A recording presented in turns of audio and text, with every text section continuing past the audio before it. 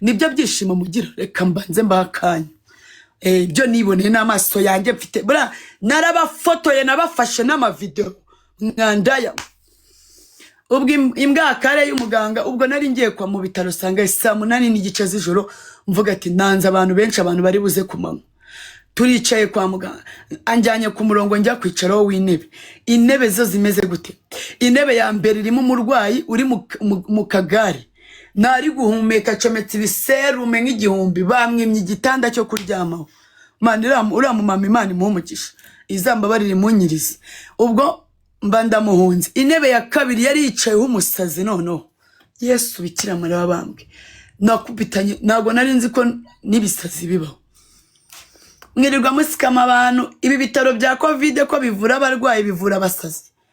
umusazi ko mutima utamuhereza transfer ngagende bamujyane hamwe abasazi bavurirwa mwe muricaza umusazi ku ntebe abantu ari abarwayi bazima umusazi Imana atera amaboko ngo nikoreye imisaraba ngo ngitano yo muri famiye ngo tujye gushyigura kwa runaka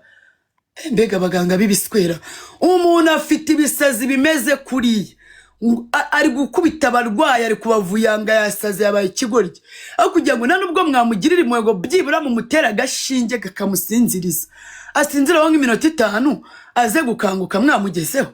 umuntu asarira intebe zose asaza abantu video ndazifite tuve ku musazi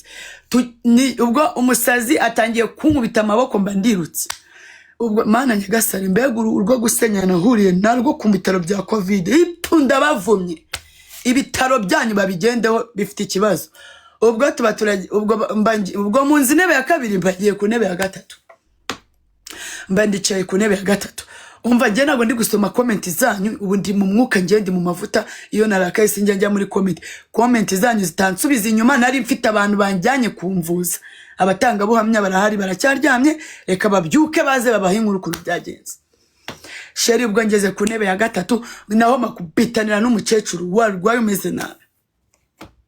ngeze ku ntebe ya mbere nkubitana noneho n'uwundi wicaye hirya mu nguni bamwegetse mu nguni inguni imeze do nk'ukira itara rimeze hano bamwegetse mu nguni acometse bomboni mu hano mu mazuru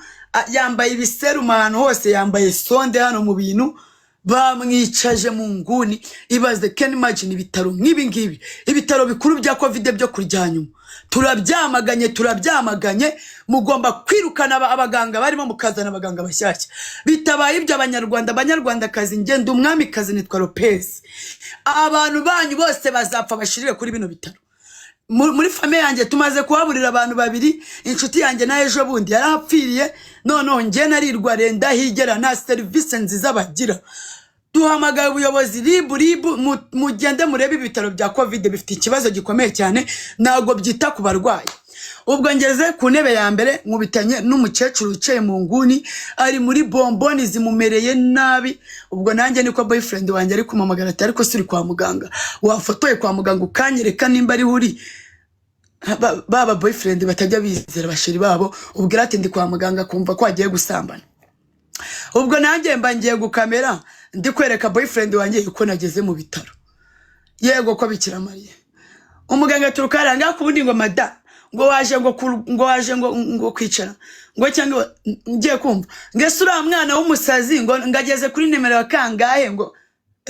none ubwo umwana w'umusazi yicaye ku ntebe ya nyuma Jesus Christ ntabwo baramuha nimero ibaze can imagine umuntu yasaze ari gukubita abarwayi ari kuvanga amaboko ari yasaze abaye nk'umusazi MC Good turi kumwe nabyuka araziba neza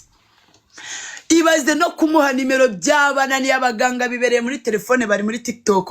basaze batwitse mwari muzi kuri amurwaye rero wigize nk'umusilamu wambaye agatambaro ko mu mutwe nikanzu nago mwaye muzi kari ngewe ariko iyo mubona kari nge mwari guhita mutinya mugatitira ni mwinyariraho mwicaye ku ntebe mwese ko mwanyimye service ku murongo uburimbi mbwe ngo mberekane naza nkaberekana kuri gahunda wowe noneho wari wicaye kuri reception uri mubi noneho nakantu kagakara kakazingo ubwo mba ndamwegereye ndamubwira ati se mwanyakiriye na ID yanjye mbona ndebanye seseme ngo arandebanye seseme ngumva ngo ajya ku murongo ndamubwira ati none se muga ko ndwaye meze nabi ko mfite isereri nenda kwikubita hasi ubwo nari ndimo guhunga uwo musazi utumereye nabi ngira ngo byibura bama agatanda njye kukicaro dore ko nari mfite isereri imereye nabi ngumva ngo genda ngo babanze baguhe nimero ngo genda ngo ku murongo wa nyuma numvisha nafata ko gatwe kawe nkahita nkinjiza muri mashini uri gukanda uri kumva umuntu arimo arapfa uzi ko umuntu yabapfira mu biganza uzi ko mu bitaro bya covid umuntu yapfira mu ntebe akayumiyeho ipu munsimbuke ibaze noneho ubwo ngubwo